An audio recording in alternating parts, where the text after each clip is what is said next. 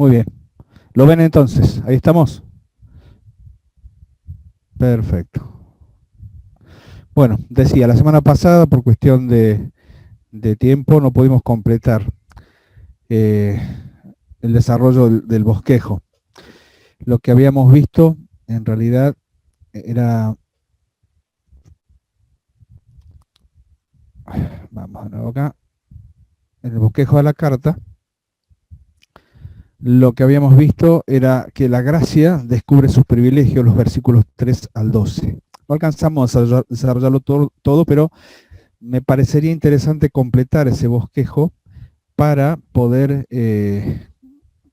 apreciar los versículos que vienen. ¿Por qué? Porque son versículos que, si bien los hemos leído muchísimas veces o nos han sido compartidos, explicados muchas veces, hacen al todo para comprender precisamente que nosotros como hijos de Dios tenemos esta gran posibilidad de descubrir los privilegios que tenemos en Cristo, esta salvación tan grande que Dios nos ha dado. De los versículos 3 al 12 vimos que la gracia descubre sus privilegios. En primer lugar, que teníamos motivos para bendecir a Dios, para hablar bien de Él.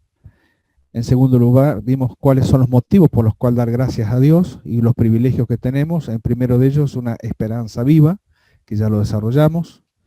En segundo lugar, una herencia segura, que también lo desarrollamos.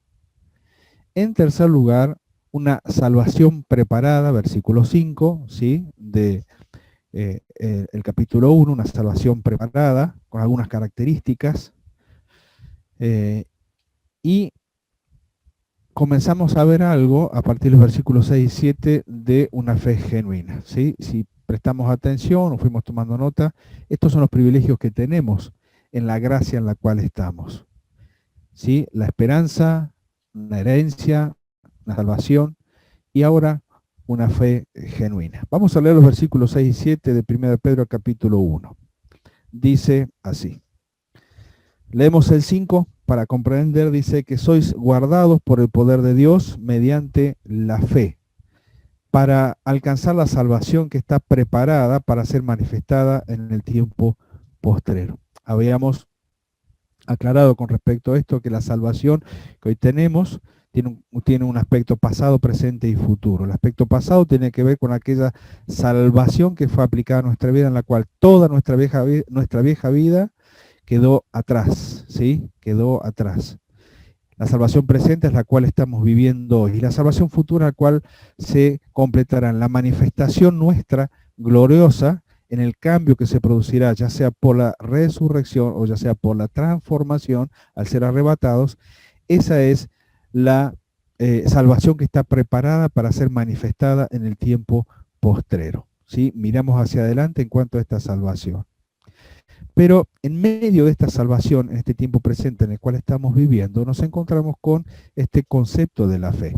La fe que se mueve dentro de nuestro ámbito de vida, dentro de todos los aspectos de nuestra vida. Por esa razón, la fe cristiana es una fe genuina, porque tiene su base o su principio en Dios. Para nosotros también es un don otorgado, porque la fe es algo que Dios nos otorga para poder confiar en Él.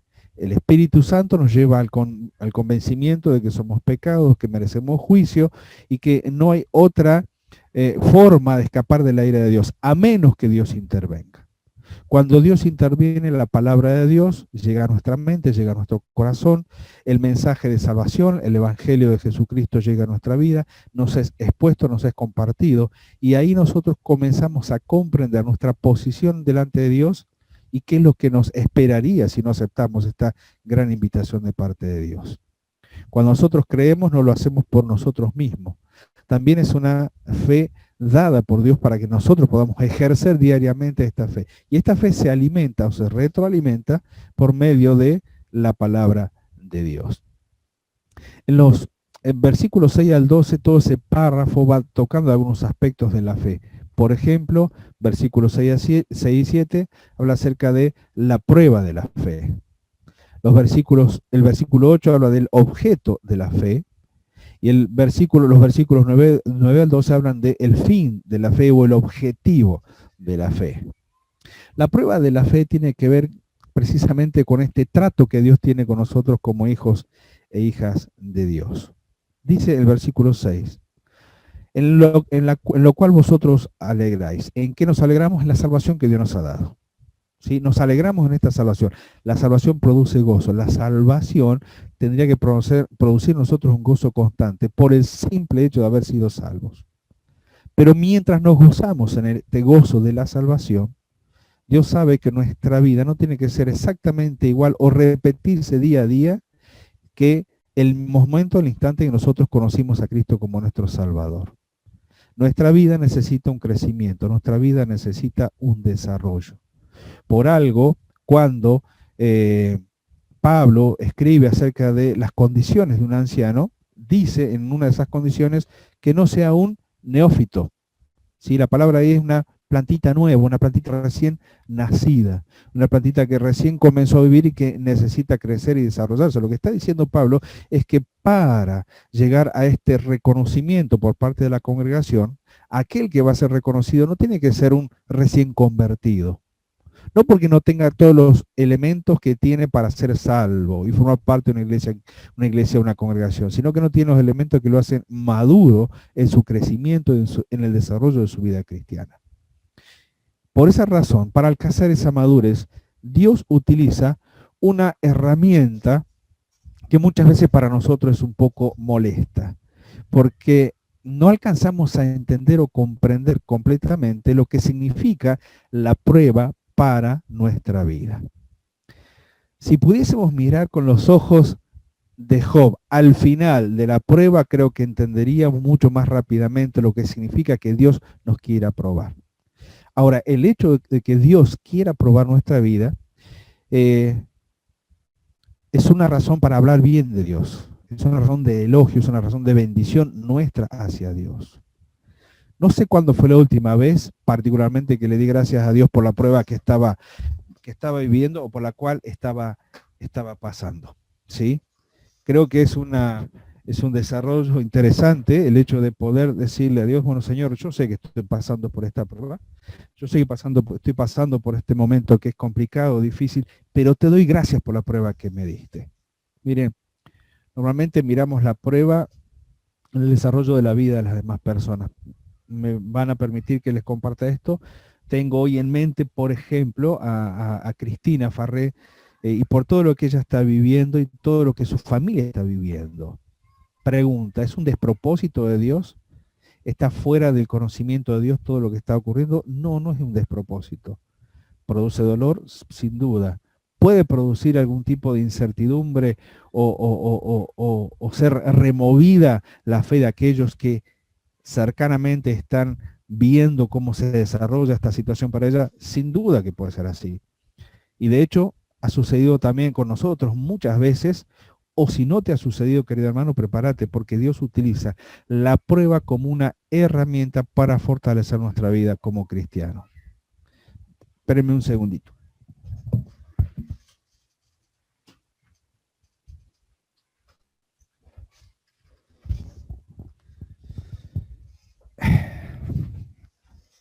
La prueba de la fe es necesaria para nosotros y siempre va a ser así, siempre va a ser de esa forma, siempre va a ser de esa manera. No nos gusta la herramienta, puede ser que no nos guste, pero para crecer se necesita ser probado. Para crecer se necesita ser probado. No hay una mala intención de parte de Dios en cuanto a la prueba. Aun cuando en las Escrituras la palabra prueba y tentación es exactamente la misma palabra que se traduce para prueba es la misma que se traduce para tentación. Pero el origen de uno y de otro no es el mismo. El origen de la prueba siempre es de parte de Dios. El origen de la tentación siempre es de parte de Satanás o del mundo o aún de nuestra propia concupiscencia. Pero lo que es tentación es para perjudicar, pero siempre lo que es prueba siempre es para nuestro bien, aunque en el gozo en el cual estamos viviendo por el hecho de ser cristianos, no nos demos cuenta de que sea así. Dice, en lo cual este gozo vosotros alegráis, aunque ahora, por un poco de tiempo, y fíjense en esta condición, si es necesario, tengáis que ser afligidos en diversas pruebas. ¿Qué características tiene la prueba? En primer lugar, siempre es presente. Siempre es presente. Para nosotros siempre la prueba va a ser presente. Y el presente mío no es el mismo que el de Adriana, no es el mismo que el de Diana, no es el mismo que el de Alan o el de Marta. El presente nuestro es muy particular, porque Dios no utiliza la misma prueba o no copia la misma prueba para ver cómo reacciona otro en esa prueba. Dios en su sabiduría sabe qué tipo de prueba es la que necesitamos para crecer. Y nunca esperemos el mismo resultado. Si vemos que hay pruebas, que hay hermanos que pasan por pruebas similares a las nuestras, no esperemos los mismos resultados, porque Dios está utilizando su herramienta para ese hermano, para aquel otro, para aquella hermana y para mí. Esta herramienta que Dios utiliza está tan bien pensada, está tan bien articulada, está tan bien utilizada por Dios, que es exactamente a la medida de mi necesidad. Es exactamente a la medida de mi necesidad. Es presente. También es breve, por un poco de tiempo. Ahora, si uno compara la brevedad con años que puede durar una prueba, bueno, la pregunta es, ¿por qué dice que es breve? Bueno, porque siempre comparada con los gozos, con el gozo del porvenir, siempre la prueba va a ser breve. Es cierto, hay hermanos que han pasado por situaciones de salud que le han llevado años, o quizás toda su vida, hasta partir a la gloria. Y uno puede decir, ¿cómo pudo soportar tantos años con esta prueba? ¿Cuánto tiempo? 10, 20, es que comparada con las glorias por venir, la prueba siempre va a ser breve. Siempre va a ser breve. Lo que pasa que desde nuestra finiquitud, desde este lugar de la eternidad, como lo vemos, los años que pasan siempre son muchos para nosotros. Pero ¿qué es un año de prueba comparado con una eternidad de gozo con Cristo, con una eternidad de haber pasado la prueba y haber aprobado esa prueba y presentarnos delante de decirle, Señor, realmente esta prueba que me llevó un mes, una semana, un año, 10 años, sirvió para moldear mi vida y mi carácter y lo que es más importante, para hacerme más parecido o más parecida a vos.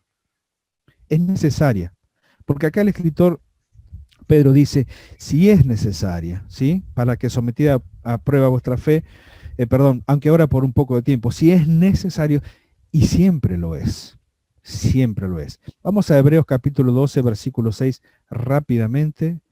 Hebreos 12, 6, ¿sí?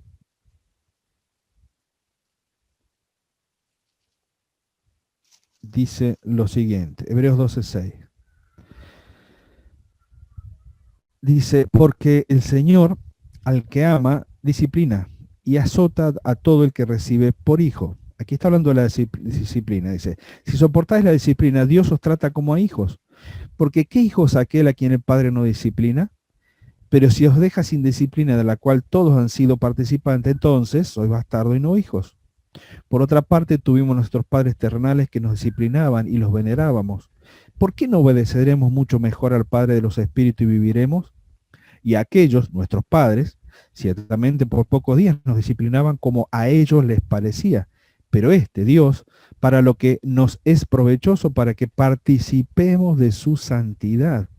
Es verdad que ninguna disciplina al presente parece ser causa de gozo, sino de tristeza, pero después da fruto pasible de justicia a los que en ella han sido ejercitados. Si bien es cierto que aquí el concepto de disciplina está dentro de un ámbito de actividad de parte de Dios por algún pecado cometido y que Dios tiene que corregir, pero la prueba también tiene este aspecto de disciplina, porque no necesariamente Dios tiene que corregir un pecado en nuestra vida.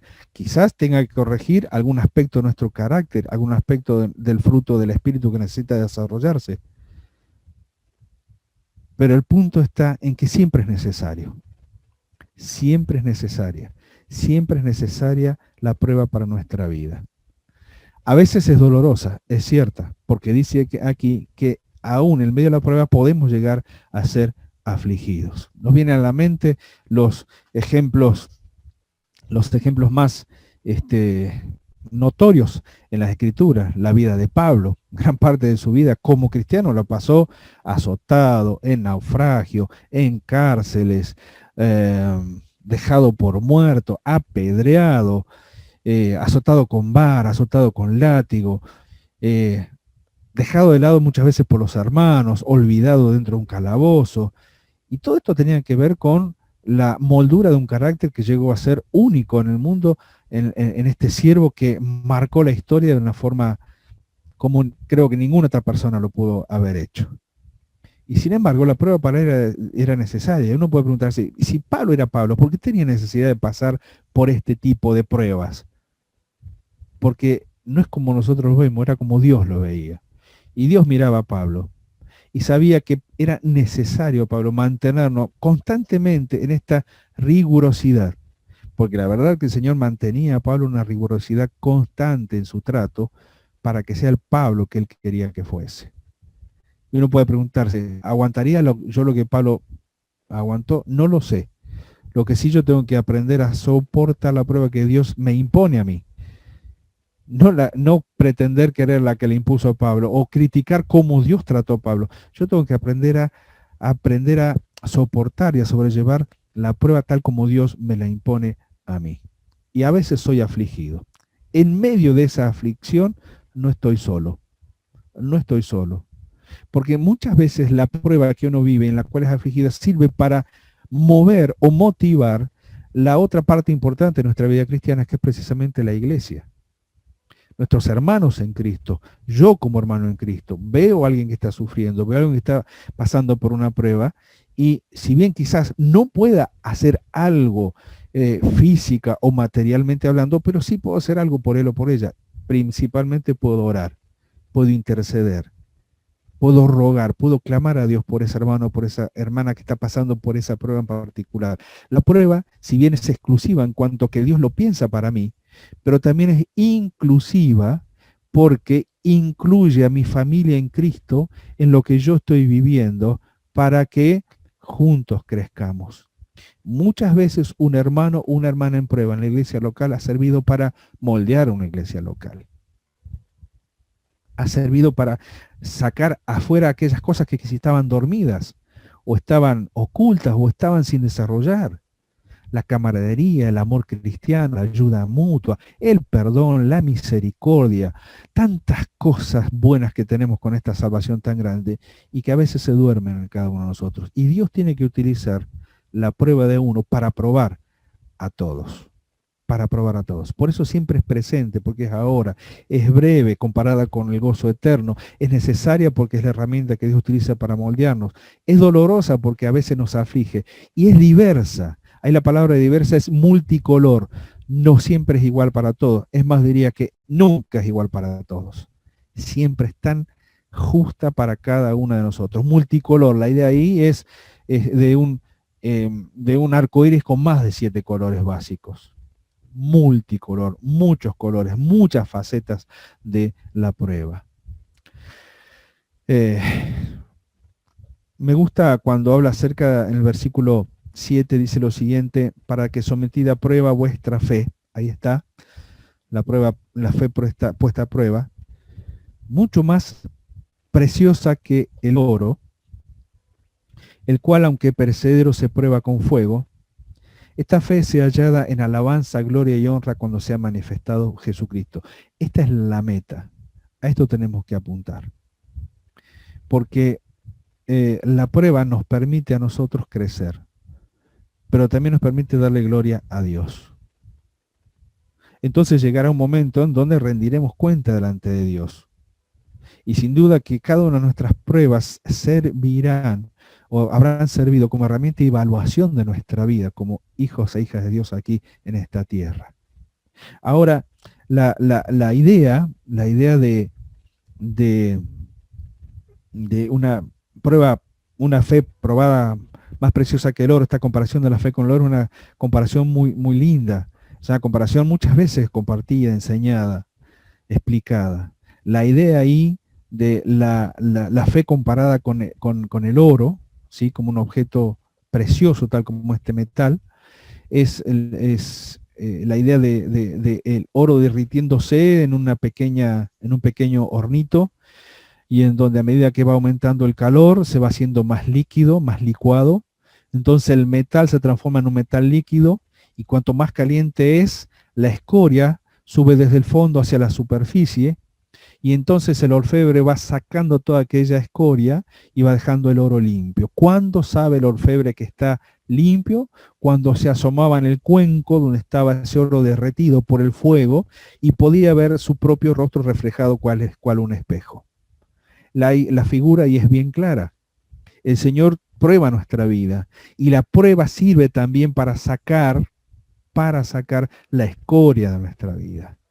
Y entonces cuando la escoria de nuestra vida, todas aquellas cosas que interrumpen mi crecimiento, que interrumpen mi servicio, mi trabajo para Dios, todas aquellas cosas que son un estorbo para mi vida cristiana, cuando el Señor utiliza la prueba para eso y va sacando todas aquellas cosas, lo que tiene que ver finalmente es el carácter de Cristo, que es lo mismo que decir el rostro de Cristo en nuestra propia vida. La prueba tiene ese objetivo.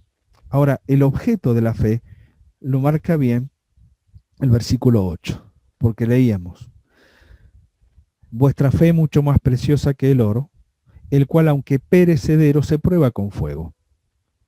Sea hallada en alabanza y gloria y honra cuando se ha manifestado Jesucristo. Y ahí entramos al objeto de la fe.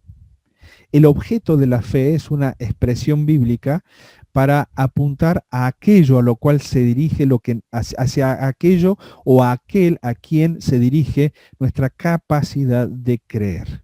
No es el objeto como si fuera una cosa, aunque en principio el vocablo pareciera mostrarlo de esta manera, sino que es más que objeto, ahí la palabra sería el objetivo de la fe, hacia dónde apunta nuestra fe. Y nuestra fe apunta hacia Jesucristo. Y dice lo siguiente, ¿a quién amáis sin haberlo visto?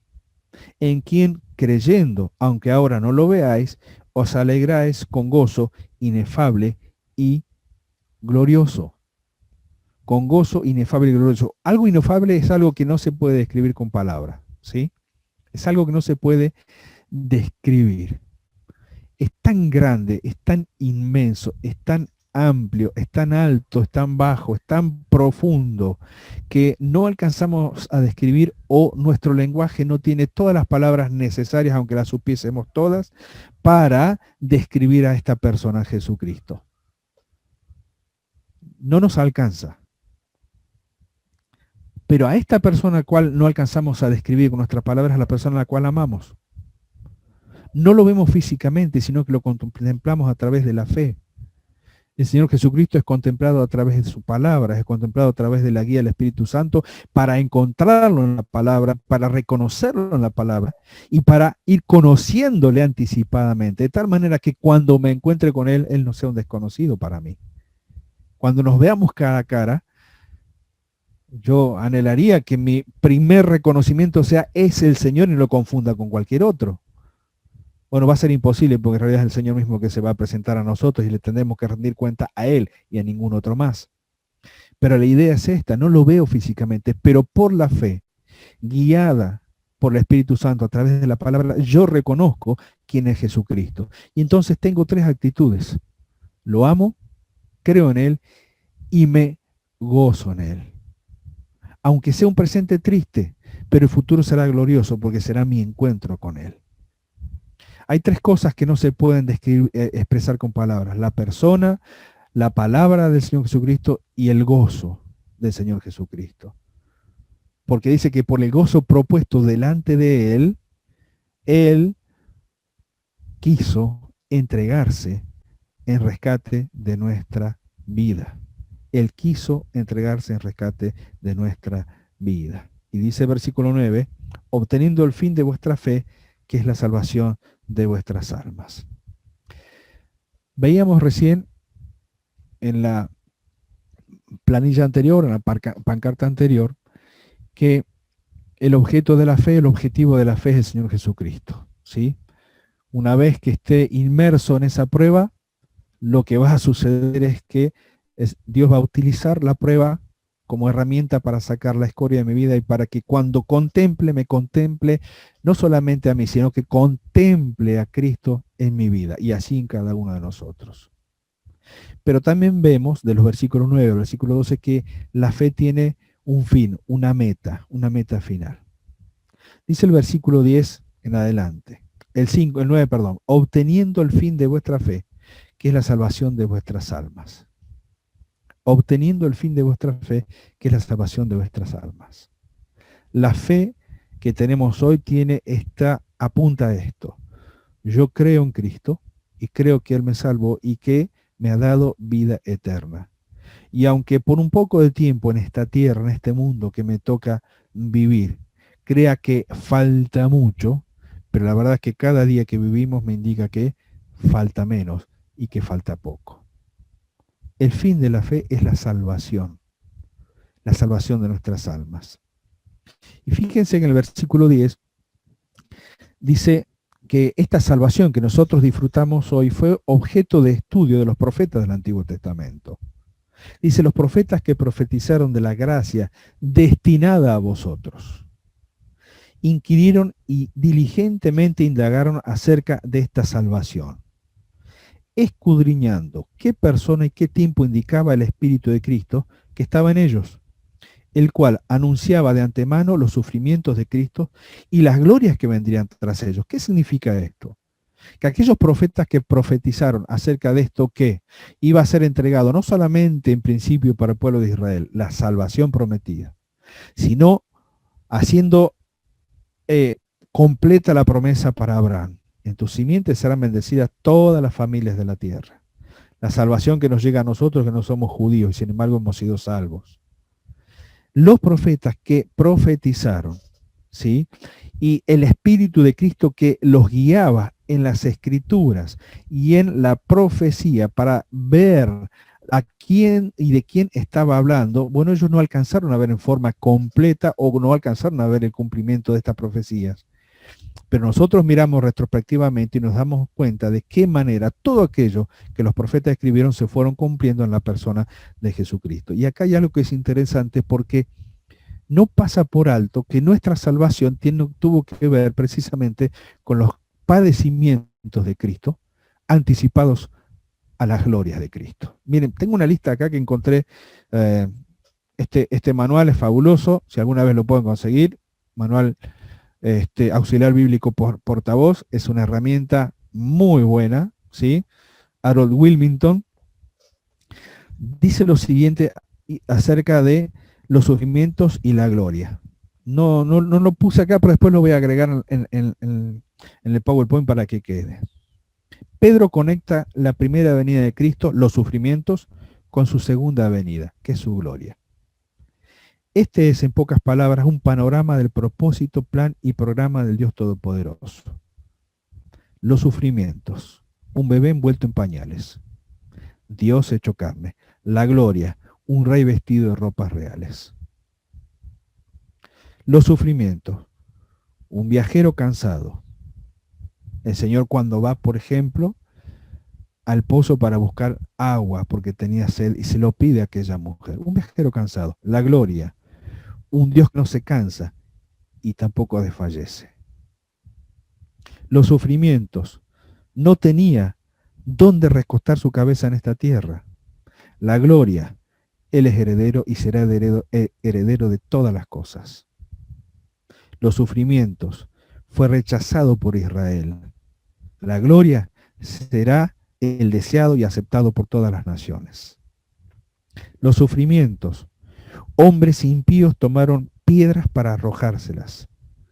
La gloria, los impíos clamarán a los montes, a las peñas y a las rocas que caigan sobre ellos para ocultarlos de su presencia. Los sufrimientos, un humilde Salvador, familiarizado con el dolor. La gloria, el Dios Todopoderoso, ungido con óleo de alegría. Los sufrimientos, fue vestido con un manto escarlata para burlarse de él. La gloria, irá vestido con ropas teñidas de la sangre de sus enemigos. Los sufrimientos, lo golpearon en la cabeza con una caña. La gloria, regirá las naciones con vara y con cetro de hierro. Los sufrimientos, soldados malvados doblaron su rodilla para burlarse de él. La gloria, toda rodilla se doblará ante él y todos lo reconocerán. Los sufrimientos, llevó una corona de espinas. La gloria llevará una corona de oro. los sufrimientos, sus manos fueron traspasadas con clavos. La gloria llevará en su mano una hoz aguda para ejecutar el juicio. Los sufrimientos, sus pies fueron traspasados con clavos. La gloria, sus pies se afirmarán sobre el monte de los olivos. Los sufrimientos, no tuvo belleza ni esplendor. La gloria será hermoso, el más hermoso de los hijos de los hombres. Los sufrimientos, entregó su espíritu. La gloria, por tanto, vive para siempre. Y por último, los sufrimientos, fue puesto en una tumba. La gloria de Cristo se sentará en su trono por toda la eternidad. Dentro de lo que es la prueba que nosotros vivimos hoy, este bosquejo o este desarrollo que iba viendo en cuanto al sufrimiento y la gloria de Cristo nos permite a nosotros entender que nada de lo que nosotros vivamos aquí y que tenga el nombre de sufrimiento porque viene por parte de la prueba, jamás será sin propósito, porque siempre tiene un eterno peso de gloria.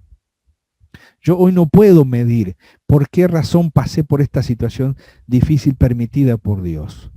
Capaz que no alcanzo a medirlo en forma completa y posiblemente no me dé cuenta completamente de el propósito de la prueba, pero tengo que indagarlo, tengo que aprenderlo, tengo que buscar, y eso se hace en comunión con Dios. Pero sí tengo que entender que cada vez que yo pase por un tiempo de prueba, sea cual fuera, tiene un peso de gloria en la eternidad. ¿Por qué? Porque en definitiva cambiará mi forma de ser, mi carácter, a la forma de ser el carácter de Cristo. Miren, dicen los últimos versículos que leíamos acá en 1 Pedro, capítulo 1, versículo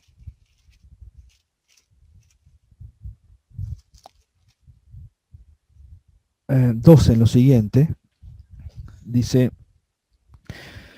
a estos se les reveló que no para sí mismos, sino para nosotros, administraban las cosas que ahora os son anunciadas por los que os han predicado el Evangelio por el Espíritu Santo enviado del cielo, cosas las cuales anhelan mirar los ángeles. Los profetas del Antiguo Testamento sabían que ellos administraban conocimiento, revelación, no para tiempo cercano exclusivamente, no para el pueblo de Israel exclusivamente, sino también para el futuro. Todos ellos esperaban la llegada de este Mesías. Y todos ellos esperaban el impacto de la llegada de este Mesías, no solamente para el pueblo de Israel, sino para toda la tierra, para todos los habitantes de la tierra. Ellos no alcanzaron a verlo, pero lo administraron, fueron fieles en la administración de esta revelación dada por Dios. Aquellas cosas que nos han sido anunciadas a nosotros del Evangelio de salvación, es algo que fue guardado con total fidelidad por aquellos profetas que recibieron la revelación.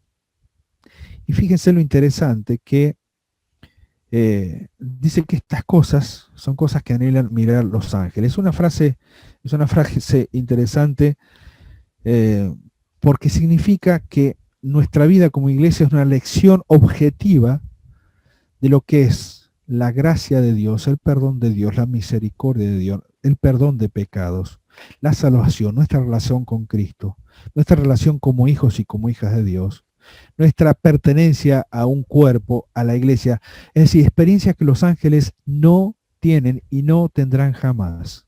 Ningún ángel podrá ser jamás hijo de Dios.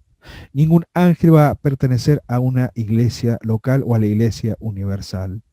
Ningún ángel podrá experimentar en su propia existencia lo que es el perdón, lo que es la misericordia, lo que es la gracia. Ellos anhelan ver esto y lo ven en el objeto de la prueba que somos cada uno de nosotros. Cuando nosotros somos probados, los ángeles ven. Cuando nosotros somos tentados, los ángeles ven. Cuando triunfamos en la prueba, cuando triunfamos sobre la tentación, los ángeles ven. Cuando caemos y tiene que ser aplicada gracia y misericordia y perdón por parte de Dios, cuando los ángeles, cuando nos arrepentimos de nuestro pecado, cuando volvemos a Cristo si estuvimos alejados, los ángeles lo ven. Pero fíjense en la expresión, cosas en las cuales anhelan ver los ángeles. los principales enseñadores de todo lo que es la manifestación de la gracia de Dios, somos nosotros, queridos hermanos, es la iglesia. A veces olvidamos ese plano espiritual a nuestro alrededor, que está conformado por aquellos que nos cuidan y por aquellos que nos atacan. Pablo decía claramente que no tenemos lucha contra carne y sangre, sino contra huestes de maldad. Bueno, por sobre esas huestes de maldad está la voluntad de Dios. Y en la voluntad de Dios están también sus mensajeros celestiales. Uno no sabe de cuántas cosas hemos sido librados en este día que hemos vivido. De qué manera los ángeles han tenido que actuar para cuidarnos de una u otra cosa. Y si algo ha sucedido, no ha sido un descuido de ellos, es porque Dios lo ha permitido. O porque quizás era parte de la prueba que Dios quería aplicar a nuestra vida, y los ángeles estaban allí viendo de qué manera nosotros crecíamos o reaccionábamos a esta prueba dada por Dios. Por esta razón quería, aunque faltan 17, casi 18 minutos, por esta razón yo quería que terminemos estos últimos versículos acerca de los privilegios de la fe, acerca de los privilegios de la gracia. Porque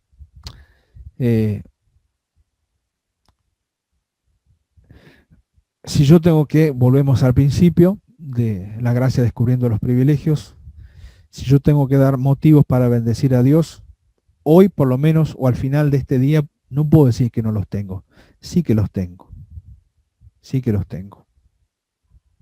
Hoy puedo hablar bien de Dios, puedo dar gracias a Dios, puedo bendecir el nombre de Dios por la esperanza que tengo, por la herencia que tengo, por la salvación que tengo, por la fe que tengo, y porque todo esto me produce gozo inefable, imposible de describir, y sin embargo lo siento en lo más profundo de mi alma y de mi corazón. Esto es el privilegio de la gracia, y sí que somos privilegiados en el día de hoy. Pegamos el salto y vamos a el punto número 3 de nuestro bosquejo. La gracia no solamente tiene privilegios, también tiene demandas, ¿sí? En este tiempo en donde hay una generación donde no quiere responsabilidades, sino que quiere privilegios, donde no quiere la parte trabajosa, sino que quiere simplemente disfrutar de privilegios sin hacer absolutamente para lograrlo, absolutamente nada para lograrlo, nos encontramos que esta gracia en la cual estamos demanda un modo de vida. ¿Sí? Demanda un modo de vida. Versículos capítulo 1 al 13, al 2.10, si quieren pueden marcar estos versículos, 1.13 al 2.10, nos hablan acerca de la gracia demandando un modo de vida. Vamos a leer algunos versículos para ir teniendo en cuenta, especialmente versículo 13 al 16. Dice lo siguiente: por tanto, ceñid los lomos de vuestro entendimiento. Sed sobrios y esperad por completo en la gracia que se os traerá cuando Jesucristo sea manifestado. Como hijos obedientes, no os conforméis a los deseos que antes teníais estando en vuestra ignorancia, sino, como aquel que os llamó es santo, sed también vosotros santos en toda vuestra manera de vivir. Porque escrito está, sed santos porque yo soy santo. Estábamos escuchando con Luciano esta semana a un teólogo que nos gusta mucho, a mí me gusta mucho, es R.C. Sproul, ¿sí? Se escribe R.C. Sproul, y él estaba dando algunas lecciones acerca de los atributos incomunicables y los atributos comunicables de parte de Dios.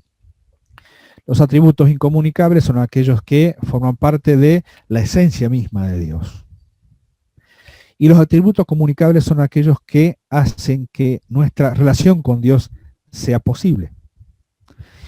Y uno de los atributos comunicables de parte de Dios es nada más y nada menos que la santidad.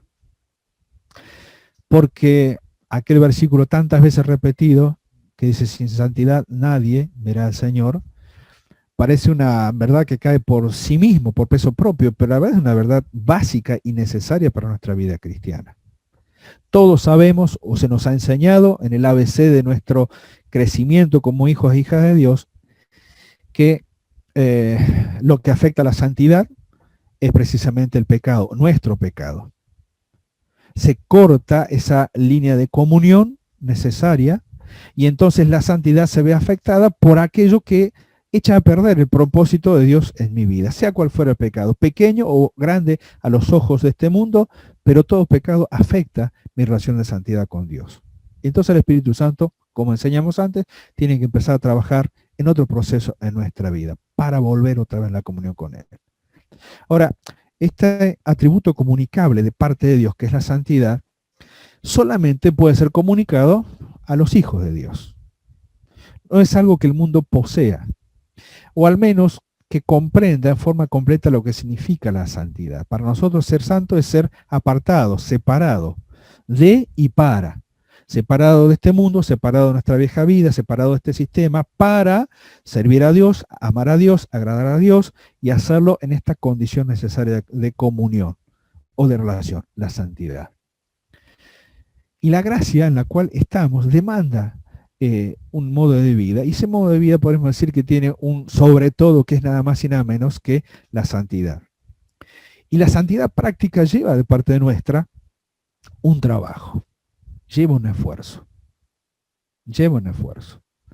Somos santos posicionalmente, Dios nos mira a través de su Hijo y nos ve santos, porque Él es santo. Nos ve justo porque Él es justo. Somos santos posicionalmente. Pero esta posición de santo no me exime a mí o no me deja sin responsabilidad en mi relación con Dios. Todo lo contrario. La santidad siempre fue necesaria y fue una prueba importante de nuestra relación o de mi relación con Dios. Ahora, todos luchamos de una u otra manera para sostener esta santidad diaria. No por nada, cuando cae la noche, cuando nos vamos a dormir, siempre es bueno y siempre será necesario hacer una pequeña evaluación en nuestra mente, en nuestro corazón, nuestro espíritu, nuestra alma, de cómo fue el devenir de nuestros días, de nuestras últimas 24 horas. Y darnos cuenta de que quizás hubo algún pequeño detalle, hubo algo que no estuvo bien, hubo alguna palabra fuera de lugar, hubo algún gesto hacia mi esposa que no fue amable, que fue brusco, alguna palabra que no tendría que haber dicho, alguna expresión hacia nuestros hijos, y del otro lado también los hijos hacia los padres o las esposas hacia el esposo. Es decir, casi siempre tiene que ver con nuestras relaciones. Nuestro desarrollo en el trabajo, con nuestros compañeros. Es decir, pareciera que constantemente estamos en este esfuerzo para mantener la santidad. ¿Y saben qué? Sí, es así. Es así. Por lo tanto, creo que ningún creyente puede decir que no tiene tarea para hacer o que se va a aburrir por el hecho de ser cristiano. No, tenemos mucho para sostener. Pero lo interesante de todo esto es que este sostén de esta vida no implica un esfuerzo carnal, sino que es nada más y nada menos que una tarea espiritual. El sostén de la santidad es una tarea espiritual, porque se sostiene a través, en primer lugar, de la obediencia y a través del conocimiento de la palabra. Porque la palabra, aplicada por el Espíritu a mi vida, me enseña muchas cosas, y entonces son las herramientas que yo tengo para sostener esta santidad. Tengo una oportunidad de robar.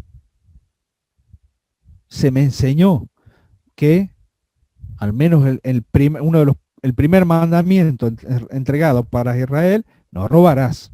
Y después el apóstol Pablo enseña que aquel que robaba para vivir ya no viva de esa manera. ¿Por qué? Porque ahora tiene una nueva forma de vivir y Dios le ha dado manos para trabajar y ganarse el pan decentemente. Pero yo tengo ahora el conocimiento para tomar la decisión y para que mi vida de santidad se mantenga. ¿Puede parecer un ejemplo burdo? No, no es burdo, porque las tentaciones están a la vuelta de la esquina de nuestra vida. Y así con todo lo que se presenta como una posibilidad para que nuestra santidad se vea afectada. Sí, lleva un esfuerzo de parte nuestra. Dice, por tanto, ceñid los lomos de vuestro entendimiento. Ceñid los lomos. Cuando un israelita tenía que llevar adelante una tarea que implicaba una actividad física, su vestidura le impedía hacerlo en forma cómoda. ¿Por qué? Porque eran túnicas largas. Entonces, ¿qué es lo que hacía? Levantaban sus túnicas, dejaban al descubierto sus piernas, podían tener pasos más largos para poder hacer el trabajo que tenían que hacer, ceñían esa vestidura sobre su lomo, sobre su espalda, y de esa manera ellos podían trabajar tranquilamente, podían llevar adelante la tarea que tenían que realizar.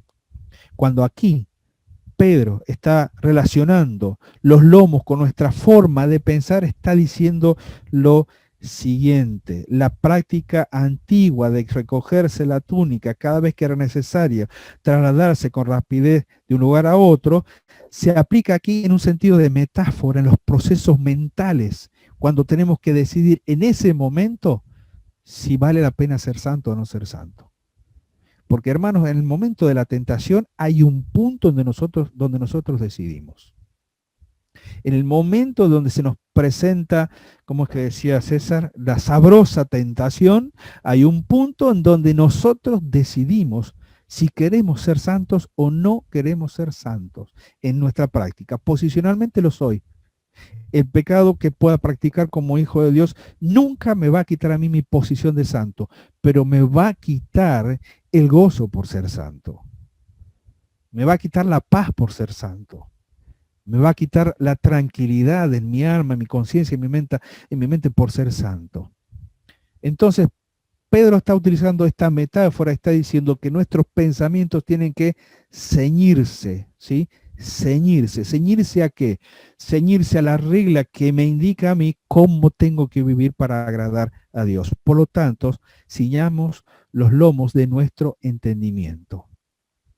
Y dice, sean sobrios. Y la NBI traduce aquí, tengan dominio propio. Tengan dominio propio. Un espíritu templado, autocontrolado, perseverante, firme, ¿sí? Es lo que se nos está pidiendo, es lo que se nos está exigiendo para sostener esta santidad, porque es un esfuerzo, es un esfuerzo. Nadie puede decir que el sostén de la vida de santidad es algo que se vive o se lleva adelante en forma liviana. Nunca es así, es un esfuerzo constante. Agobia puede ser, porque a veces las tentaciones son muy fuertes. Y conocemos lo que significan las tentaciones para nosotros en forma particular. Yo sé cuál es mi lado flaco, mi talón de Aquiles. Yo sé cuál es el aspecto en donde el enemigo va a atacar. Es allí donde tengo que reforzar mi vida de santidad, sea lo que fuere. Y siempre es particular. Ahora, esta falta de santidad en mi vida también afecta, como muchas veces hemos dicho o enseñado, afecta a los que nos rodean. Cuando uno vive sin santidad, es un propagador de, podríamos decir, de muchas cosas que son malas para los que nos rodean. El mal ejemplo, la mala influencia, todo aquello que pueda tomarse como mala decisión y que uno puede pensar de que, bueno, si es cristiano y vive de esta manera, entonces, ¿cuál es el problema? Yo también podría vivir de la misma forma, de la misma manera. La falta de santidad nos complica la vida y complica la vida de lo que nos rodea. Por esa razón, el versículo 13 indica lo siguiente: esperad por completo en la gracia que se os traerá cuando Jesucristo sea manifestado. El cristiano puede vivir agradecido por todas las misericordias del pasado, resuelto a enfrentar el desafío del presente y con la esperanza cierta de que en Cristo lo mejor está todavía por llegar. Esto lo dijo William Barclay, ¿sí? Podemos vivir agradecidos por las misericordias del pasado, resueltos, decididos a enfrentar el desafío del presente, porque eso se trata la santidad en nuestra vida diaria. Estoy resuelto a vivir esta vida como Dios quiere que la vida. Y entonces soy santo en práctica también. Y tengo la esperanza de que en Cristo lo mejor todavía está por venir. Es algo que todavía no aconteció. Se nos está trayendo, sería literalmente, que se os traerá, ¿sí? Esta salvación se os traerá cuando Jesucristo sea manifestado. Es algo que se nos está trayendo, es algo que se nos va a poner por delante y que nos dirá, valió la pena luchar por una vida de santidad. Valió la pena ser santo.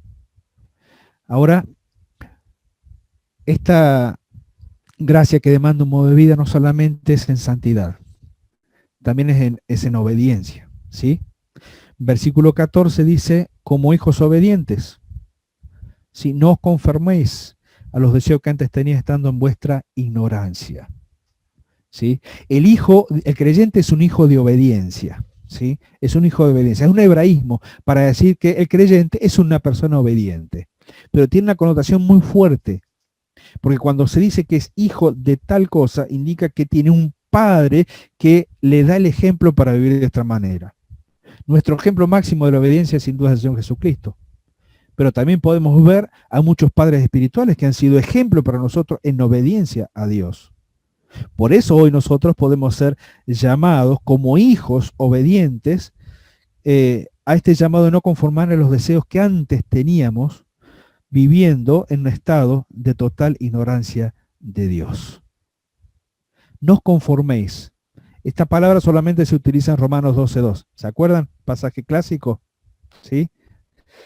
Significa moldarnos y tomar la forma. Antes era un hijo de ira, como dice Efesios capítulo 2, versículo 3, igual que los demás.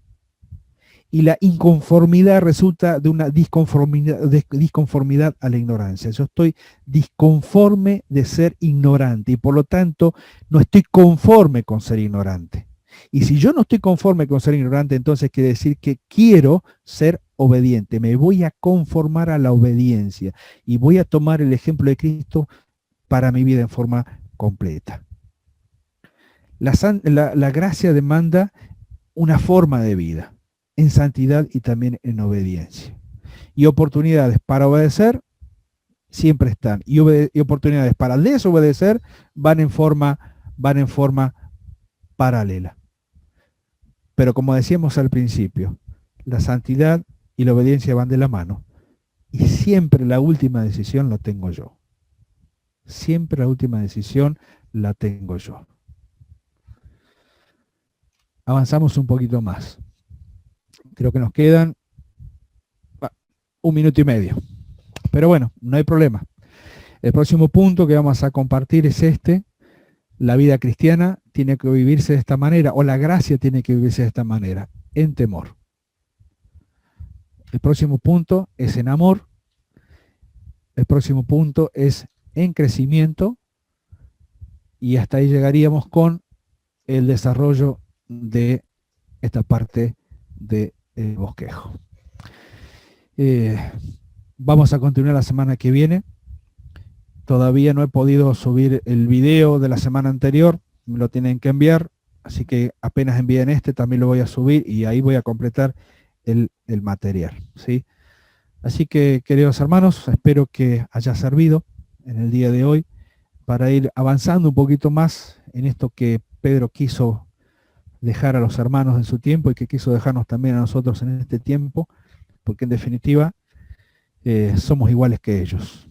Lo único que han cambiado es el devenir de los años, ninguna otra cosa más. Pero nuestra relación con el Señor, la de ellos, la nuestra, es la misma.